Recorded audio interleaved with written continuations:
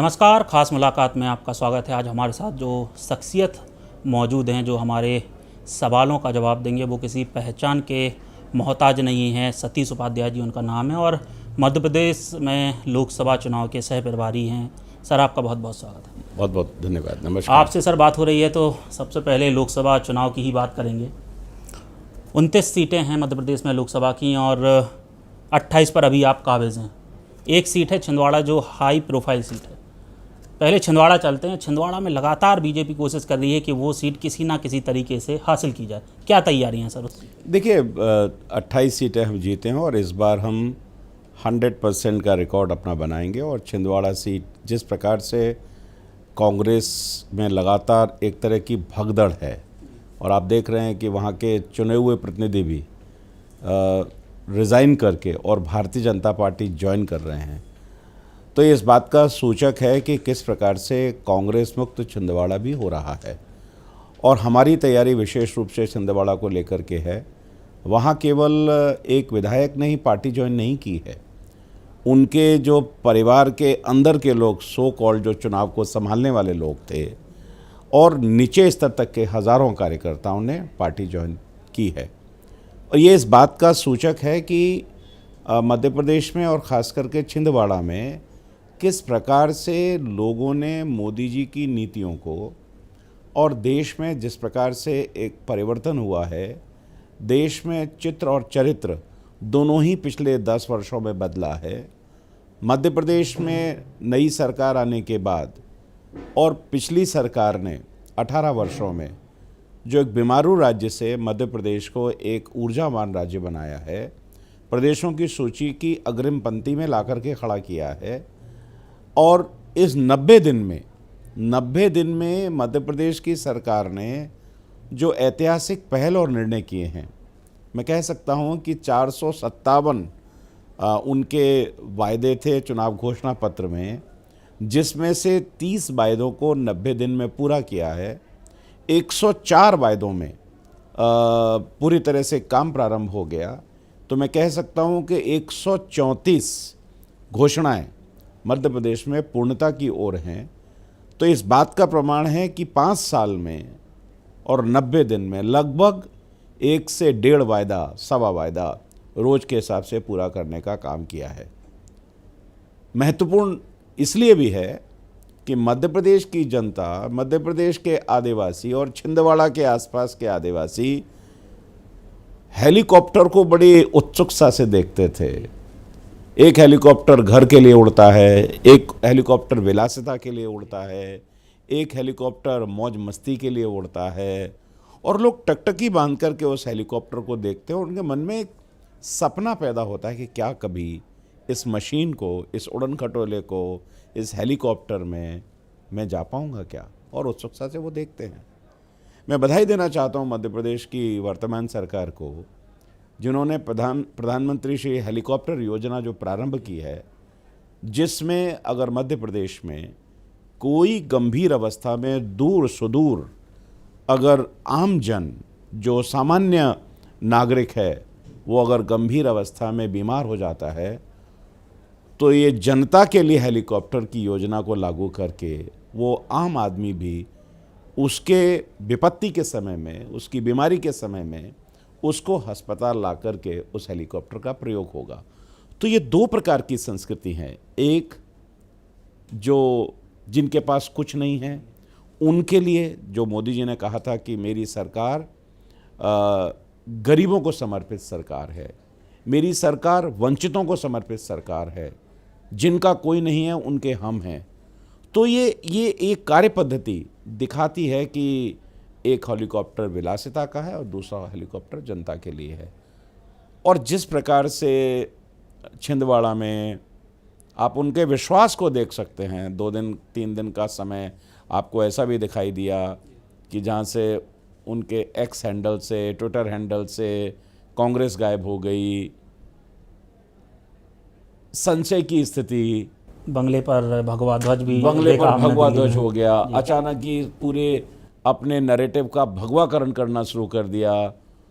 तो जनता का मूड और छिंदवाड़ा की जनता का मूड पूरी तरह से आपके सामने, और छिंदवाड़ा सीट इस बार हम निश्चित रूप से जीतेंगे और 29 के 29 कमल मोदी जी को समर्पित करेंगे। कमलनाथ के करीबी आ रहे हैं, आपने बताया, उनके घर के लोग भी आ रहे हैं। आज ही मेयर छिंदवाड़ा ज्वाइन किए, जिनको राहुल गांधी और प्रियंका गांधी पसंद करते हैं। जब वो लोग आते हैं तो कुछ बात आपसे करते होंगे, क्या कुछ नाराज़गी कमलनाथ से है कि वो उनका साथ छोड़ रहे हैं? देखिए, एक नाराज़गी तो पूरे देश भर में कांग्रेस के जो चुने हुए प्रतिनिधि हैं उनके मन में है, और एक बड़ा कारण है कि सवाल कांग्रेस केवल कांग्रेस का नहीं है, सवाल है कांग्रेस की सनातन विरोधी, कांग्रेस की राष्ट्र विरोधी, कांग्रेस की जन विरोधी, कांग्रेस की परिवारवाद की, कांग्रेस की तुष्टीकरण की नीति का। और ये महसूस तब ज़्यादा लोगों ने महसूस किया, देश के जो 150 करोड़ लोग हैं उन्होंने तब ज़्यादा महसूस किया चुने हुए प्रतिनिधियों ने, चाहे वो मेयर हों, चाहे वो पार्षद हो, चाहे वो पंचायत का चुना हुआ अध्यक्ष हो, चाहे वो विधायक हो, और चाहे वो मेंबर ऑफ पार्लियामेंट हो। जब 500 साल बाद देश में एक ऐतिहासिक दिन आया जिसमें हम सब लोगों ने, कांग्रेस, बीजेपी, अन्य दल सब हो सकते हैं, सब अलग हो सकते हैं, लेकिन मेरी सनातन आस्था पर ही प्रश्न खड़ा हो जाए और उस ऐतिहासिक दिन पर, जिस दिन रामलला की मूर्ति विराजमान हुई, उसका उद्घाटन हुआ, उन सनातन के लोगों को अपने आप को अपने घर में बंद करना पड़ा। लोग दिए जला रहे थे, लोग दीपावली मना रहे थे, लोग खुशियां मना रहे थे। अल्टीमेटली मैं समाज का अंग हूं और मैं चुना हुआ प्रतिनिधि हूं, तो समाज से जुड़ा हुआ हूं। तो जब मेरे ही घर के बच्चे मुझसे सवाल कर रहे हैं कि हम भगवान राम के उत्सव को मना रहे हैं और आप घर में अपने आप को बंद किया हुआ है, तो आप कल्पना कीजिए कि वो मानसिकता उसके मन में कितनी पीड़ा थी कि मैं कैसे दल में काम कर रहा हूं, कि मैं अपने राम, अपने आराध्य का उत्सव नहीं मना सकता, घर से बाहर नहीं निकल सकता। तो शायद ये लोगों ने बहुत ज़्यादा मन को, अब आप देखिए ना, कांग्रेस के नेता हैं प्रमोद कृष्णन जी, हम सब लोग टीवी पे उनको देखते थे, लगातार वो भारतीय जनता पार्टी का नीतियों का विरोध करते थे, लेकिन उन्होंने एक लाइन खींची। उन्होंने कहा कि मैं भारतीय जनता पार्टी का विरोध करते करते हिंदू का विरोध करने लग जाऊं, हिंदुत्व का विरोध करने लग जाऊं, सनातन का विरोध करने लग जाऊं, भगवान राम का विरोध करने लग जाऊं, भगवान कृष्ण का विरोध करने लग जाऊं, तो फिर मैं कैसी पार्टी में हूं? तो ये सारे सवाल उन कांग्रेस के लोगों को, अभी हिमाचल में जो 6 लोगों ने कांग्रेस छोड़ी है, उन्होंने जो अपनी आप बीती सुनाई, जो मैं कह रहा हूं, उन्होंने भी यही कहा कि साहब मैं समाज में क्या कहूं कि मैं क्या हूं। तो ये जो प्रश्न चिन्ह जब आपकी आइडेंटिटी पर ही लग जाए कि आप हिंदू भी हो कि नहीं हो, आप सनातन का विरोध करने वाले हो, तो ये एक बड़ा, हाल ही में मध्य प्रदेश में सुरेश पचौरी जी ने भी जब ज्वाइन की बीजेपी, उन्होंने भी यही कहा। और दूसरा जो बड़ा कारण लोगों को सोचने पर मजबूर किया है, 2014 से पहले का भारत और 2014 के बाद का भारत, एक पूरा का पूरा, ऐसा नहीं हम कहते कि 2014 से पहले देश में कुछ नहीं हुआ, लेकिन जिस मनस्थिति से, जिस स्पष्टता से, जिस स्पष्ट नीति के तहत और जिस भारतीयता को लेकर, अपनी संस्कृति को लेकर जो निश्चित निर्णय इस देश में हुए हैं, और वो सभी वर्गों के साथ, वास्तव में मोदी जी अगर कोई नारा देते हैं, सबका साथ, सबका विश्वास, सबका प्रयास, अगर वो कहते हैं तो वो ऐसे ही नहीं कहते हैं। आप कल्पना करिए कि क्या स्थिति थी इस देश में ट्रिपल तलाक से पहले। हम मुस्लिम कंट्री में देखें, वहाँ पर ट्रिपल तलाक का कोई प्रावधान नहीं है, लेकिन भारत में महिलाओं की स्थिति, ट्रिपल तलाक, पानी नहीं दिया तलाक, खाना नहीं दिया तलाक, आप कहीं चले गए, आपके मन की बात नहीं हुई तलाक, और फिर हलाला। मतलब किस स्थिति में मुस्लिम महिलाओं को, भारत की महिलाओं को इस सरकारों ने डाला, और उसका कारण तुष्टीकरण, उसका कारण वोट बैंक की राजनीति, उसका कारण कि हमारे वोट न खिसक जाएं। हम आज स्थिति क्या है, आज मुस्लिम महिलाओं से आप पूछिए किस तरीके से उनको जकड़ा हुआ था, किस तरीके से। तो ये जो तुष्टीकरण की नीति थी, शायद वो कांग्रेस के लोग भी अल्टीमेटली हैं तो भारतीय, तो उनके मन में ये सवाल, ये प्रश्न नहीं पैदा होंगे। राजीव गांधी कहते थे कि जब ये डायरेक्ट बेनिफिट आया कि भाई हम 1 रुपया भेजते हैं, वो तो उन्होंने ही कहा, 85 पैसे 95 पैसे जाते हैं। तो इसका मतलब ये ऑर्गेनाइज्ड करप्शन इस पूरे देश में घुन की तरह से लगा हुआ था।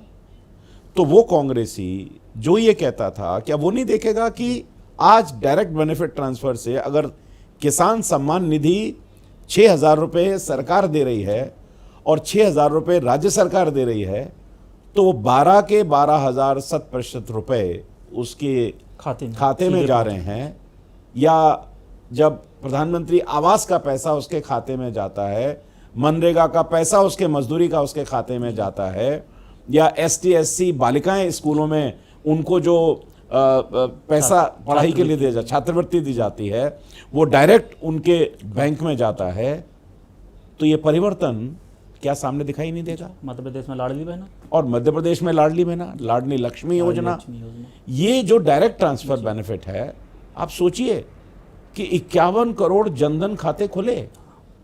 अब वो जनधन खाते, मैं अभी एक बूथ में गया और वहां पर 30 महिलाएं बैठी हुई थी, मैं नीचे उनके साथ जाके बैठ गया। तो मैंने उनसे पूछा, और स्वयं सहायता समूह वो चलाती थी महिलाएं, तो मैंने उनसे पूछा कि आपको क्या मोदी जी से मिला? कुछ घूंघट में थी, ये वास्तविक स्थिति है। तो उन्होंने कहा, मैंने 500, एक महिला से मैंने, आपको क्या मिला? बोला मैंने 500 रुपये से अपना काम शुरू किया था स्वयं सहायता समूह का, और मुझे बैंक से ऋण मिला। तो मैंने कहा कितना मिला? बोला मुझे 50 भी मिला, मुझे 10 भी मिला, और मेरे को अब 1.5 लाख भी मिला। 30 महिलाओं को मैं रोजगार दे रही हूँ, और मैं 40,000 रुपया महीना कमाती हूँ। और बड़े गर्व से बोली, इतना ही नहीं, मैंने अपने रुपये से गाड़ी भी खरीदी है, मैंने अपने पैसे से मकान भी लिया है। और मैंने कहा बाकी सबको क्या देते हो आप? तो बोली मैं 300 रुपये रोज एक महिला को देती हूँ। ये सशक्तिकरण है।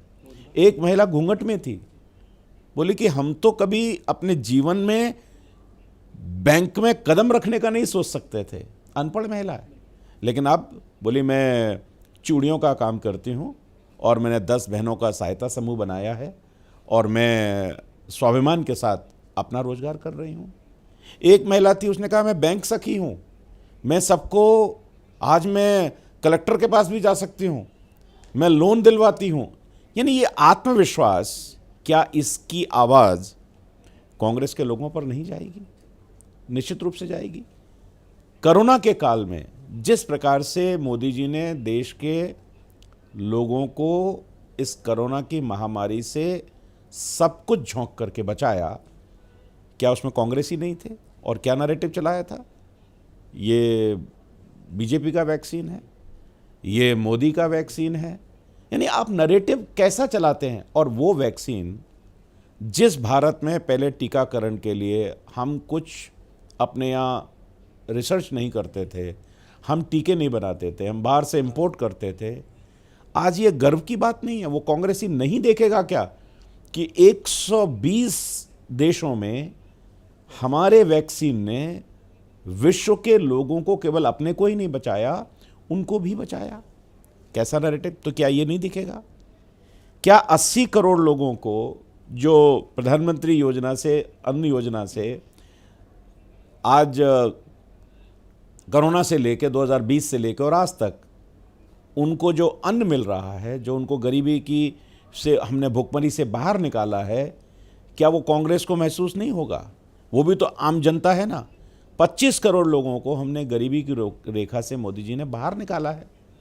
तो क्या ये कांग्रेस के लोगों को नहीं दिखाई देगा?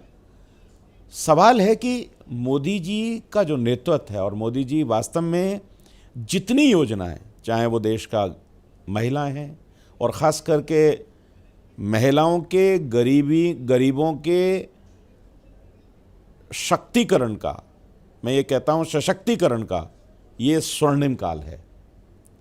किसानों के सशक्तिकरण का ये स्वर्णिम काल है। आप एमएसपी ले लीजिए, बाकी सब सब्सिडी ले लीजिए, कुछ भी ले लीजिए आप लगातार। मैं आज अभी सतना में गया, पूरी की पूरी 20-25 टावर, कई सौ मकान प्रधानमंत्री रोजगार योजना में है। उन कितने गर्व से उन्होंने कहा कि देखो ये मेरा घर है, मुझे घर में गए और टावर खड़ी हुई हैं। तो जितनी भी योजनाएं मोदी जी लेकर के आए हैं, चाहे वो गरीबों के लिए है, किसानों के लिए है, युवाओं के लिए है, इस देश को आत्मनिर्भर बनाने के लिए है, टेक्नोलॉजी के लिए है, मून मिशन को लेकर के है, विदेशों में भारत की छवि को लेकर के है, तो मैं कह सकता हूं कि एक नया भारत, नई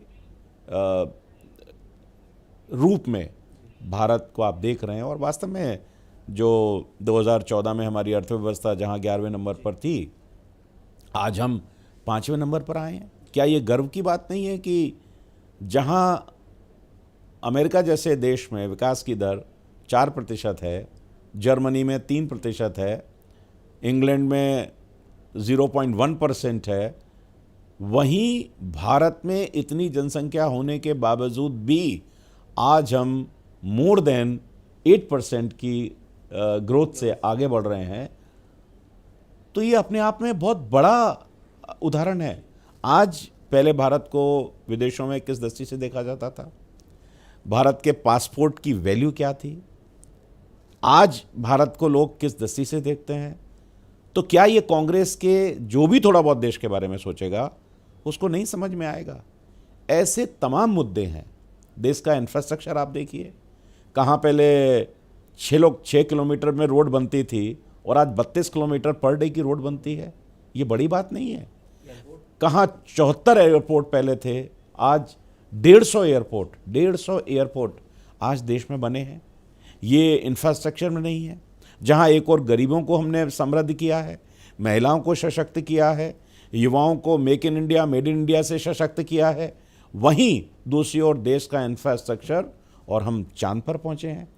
तो ये हमारे लिए बड़ी बात नहीं है। दूसरा, देश की एकता और अखंडता, इसके लिए जो मोदी जी ने काम किया है, शायद मैं तो अपने जीवन काल में कभी नहीं सोचता था। 3-4 मुद्दे ऐसे थे जो देश में एक फियर साइकोसिस पैदा किया गया था कि इन मुद्दों को छेड़ोगे तो देश में मालूम नहीं गृह युद्ध हो जाएगा। 370 को तो आप हाथ भी मत लगाना। राम मंदिर को जो एज इट इज उसको ऐसे ही रहने देना, उसमें कुछ नहीं करना। ट्रिपल तलाक इसको मत छोड़ना। ये सब ऐसी चीज़ें हैं। और जो नागरिकता कानून है, सीए है, ये ऐसे मुद्दे थे कि जिसमें पूरे में ऐसा था कि इनको कुछ एक अपीशमेंट के कारण से, एक जिस प्रकार की एक मानसिकता थी उसके कारण से आज आप देखिए 370। आज 5 अगस्त 2019 को आज मैं कश्मीर होकर के आया। कश्मीर अलग ही कश्मीर है। वो क्लॉक टावर जहाँ जो पाकिस्तानी झंडों का प्रतीक था, जहाँ सब कुछ बंद था, आज सेल्फी पॉइंट बना है। G20 की बैठक कश्मीर में होती है। और कश्मीर का शिकारे वाले से लेकर टैक्सी वाला तक जिनसे हम बात करते हैं, बोले साहब ये बहुत बढ़िया आज हम तरक्की कर रहे हैं। और ये नैरेटिव कम नहीं है कि पाक ऑक्युपाइड कश्मीर में पाकिस्तान जो ये नैरेटिव सेट करता था कि वो कश्मीर के खिलाफ आवाज़ उठाएं, आज पाकिस्तान ऑक्युपाइड कश्मीर में वहाँ के जितने भी एक तरह से कहना चाहिए, क्योंकि पाक ऑक्युपाइड कश्मीर भी भारत का ही अंग है, हमारा तो अंग है। आज वो अपने आप ये नारा लगा रहे हैं कि हमको भारत के साथ मिलना है। ये उनकी मांग है। पाकिस्तान के खिलाफ जिस प्रकार का नैरेटिव है, तो ये हमारी कूटनीतिक जो जीत है और आज जो हमने वहाँ परिवर्तन किया है, ये अपने आप में एक बहुत बड़ी उपलब्धि देश के लिए है। जी, एक सीट है सर मध्य प्रदेश की, राजगढ़। वहाँ से कांग्रेस ने वहाँ के लोकल कैंडिडेट और मध्य प्रदेश के पूर्व मुख्यमंत्री दिग्विजय सिंह को उतारा है। क्या उनके उतरने से राजगढ़ सीट कहीं ना कहीं कठिनाई में आती है? मैं कल ही राजगढ़ होकर के आया हूँ। और वहाँ के मैं पंचायत से लेकर के, पार्षद से लेकर के, विधायक से लेकर के और सभी लोगों से मेरा मिलना हुआ है। और पूरा दिन मैंने एक पल्स भी वहाँ की देखी है। दिग्विजय सिंह, मुझे लगता है कि कुछ लोगों की दृष्टि से, कांग्रेस की दृष्टि से एक बहुत बड़ा नाम हो सकता है, लेकिन दिग्विजय सिंह ही पूरे देश में एक ऐसे नेता हैं जिनको सबसे ज़्यादा सनातन विरोधी, राष्ट्र विरोधी, हिंदू विरोधी, विवादित बयानों का अगर कोई अवार्ड मिलना चाहिए तो उनको ही मिलना चाहिए। जिस प्रकार से, तो क्या जो आम मतदाता है, आम कांग्रेसी है, वो इस बात को नहीं देखता। अभी तो उनके बेटे ने चुनाव लड़ा था ना, कितने वोटों से हारा वो? जयवर्धन जीते हैं। एक जीता। जी। हाँ, एक भाई हारे उनके, तो भाई वहाँ के चुनाव हारे। और जयवर्धन भी कितने से जीते? हाँ, बहुत मार्जिन नहीं था। कितने से जीते? 4000 वोटों से वो जीते। तो आज वो कहाँ आ गए हैं? और अल्टीमेटली उनको पिछली बार जो उन्होंने जिसको उतारा था उसकी जगह खुद को उतरना पड़ा। तो अब ये भी सामने राजगढ़ में आ जाएगा कि किस प्रकार से, क्योंकि देखिए, आप पार्टी का विरोध करो, लोग समझ सकते हैं, लेकिन पार्टी का विरोध करते करते आप सनातन संस्कृति का विरोध करेंगे, आप राम का विरोध करेंगे, आप इस भगवा कलर का विरोध करेंगे, आप महिलाओं का अपमान करेंगे, आप सर्जिकल स्ट्राइक पर सवाल खड़े करेंगे, आप हर जो सीएए के आंदोलन में जाकर के जो इस देश के टुकड़े होंगे उन लोगों के साथ खड़े होंगे, तो शायद इस बात को पूरे देश का और मध्य प्रदेश का और राजगढ़ का मतदाता भी इन सब चीज़ों को बहुत अच्छे से समझता है। और ये कोई एक नई बात नहीं है, ये शुरू से दिग्विजय सिंह ऐसा ही करते रहे। तो मेरा ये मानना है कि हमारे लिए दिग्विजय सिंह कोई चुनौती नहीं है। पिछली बार हम 3.5 लाख, 4.5 लाख वोटों से जीते थे और इस बार हम कम से कम 6 लाख वोटों से जीत करके आएंगे। पूरे राजगढ़ की 5 सीटें जिले की भारतीय जनता पार्टी ने जीती हैं, रिकॉर्ड बनाया है। सारे वहाँ के विधायक, वहाँ के प्रतिनिधि इस चुनाव में लगे हैं और ये उनके करियर की, जिसे कहना चाहिए कि राजनीतिक जीवन की, मेरे ख्याल से अंतिम लड़ाई होगी जो वो शायद लड़ने का प्रयास कर रहे हैं, सहानुभूति मांगने का प्रयास कर रहे हैं कि मैं हूँ, आखिरी चुनाव है, ये सब वो चीज़ें। लेकिन अब आखिरी हो या जो मर्जी हो, राजगढ़ की जनता ने मन बनाया हुआ है और भारतीय जनता पार्टी इस सीट को शानदार तरीके से जीतेगी। आप हमारे साथ हैं और मध्य प्रदेश में हैं और हाल ही में दिल्ली में घटनाक्रम घट रहा है जो अरविंद केजरीवाल 15 दिन की न्यायिक हिरासत में भेज दिए गए हैं। क्या अरविंद केजरीवाल के जेल जाने से दिल्ली की लोकसभा सीट पर कोई फ़र्क पड़े? कोई फ़र्क नहीं। दिल्ली की लोकसभा की 7 सीटें हम जीतेंगे। देखिए कि ये अरविंद केजरीवाल का जेल जाना, ये वास्तव में इस देश में जिस प्रकार की दोहरे चरित्र की और डबल कैरेक्टर की, यू टर्न की और भोले भाले लोगों को ऐसे सपने दिखा करके कि मान लो देश की ईमानदारी के मसीहा आप ही हैं, ये एक नैरेटिव अन्ना के आंदोलन से पैदा हुआ था। तो जो अन्ना का ही नहीं हुआ, जो जन लोकपाल का नहीं हुआ, जो अपने कसम खाने के लिए अपने बच्चों का नहीं हुआ, तो वो जनता के सामने उनके जो भ्रष्टाचार हैं, अगर वो बार बार ये आरोप लगाते हैं कि भारतीय जनता पार्टी करवा रही है, अगर ऐसा था तो उनके मंत्री सालों से जेल में हैं, उनके उप मुख्यमंत्री जेल में हैं, उनके सांसद जेल में हैं। तो इस देश में कोर्ट तो निष्पक्ष है ना, कोर्ट ने भी तो कुछ देखा ही होगा। अगर आपको रिमांड दी गई तो रिमांड कुछ तथ्यों के आधार पर दी गई होगी। और अभी तो घोटाले और खोल रहे हैं, जल बोर्ड का घोटाला है, तमाम घोटाले ऐसे हैं, ये पूरी तरह से नीचे से लेके ऊपर तक करप्ट और महाभ्रष्टाचारी, ऐतिहासिक भ्रष्टाचारी व्यक्ति अगर कोई है तो अरविंद केजरीवाल और उनकी पार्टी है। और जिस प्रकार का भ्रष्टाचार उन्होंने दिल्ली में किया है, वो उसका परिणाम उनको भुगतना पड़ेगा। और उनका जो पूरा एक दोहरा चरित्र है वो पूरी तरह से एक्सपोज हो चुका है। जिस तरीके से उन्होंने जनता के पैसे से मैं गाड़ी नहीं लूँगा, मैं बंगला नहीं लूँगा, मैं सुविधाएं नहीं लूँगा, 55 करोड़ का राजमहल अपना उन्होंने घर में, जिसमें 10-10 लाख के टॉयलेट सीट लगाई हुई हैं, करोड़ों रुपए के पर्दे लगाए हुए हैं। ये आम आदमी पार्टी की चरित्र है। गाड़ियों का काफिला, आप एक वैगन आर में चलते थे, आपका जो चरित्र था जानबूझ करके एक बटन ऊपर नीचे लगा बंद करना, नीचे लगाना। उनके समय के हमें अभी एमएलए मिलते हैं, वो बात करते हैं जब छोड़ करके आए हैं, वैसा हमने टोक दिया उनको, बोले जितना काम है उतना देखा करो। अभी सुना मैंने उनका, सुना ना, जितना है उतना करो।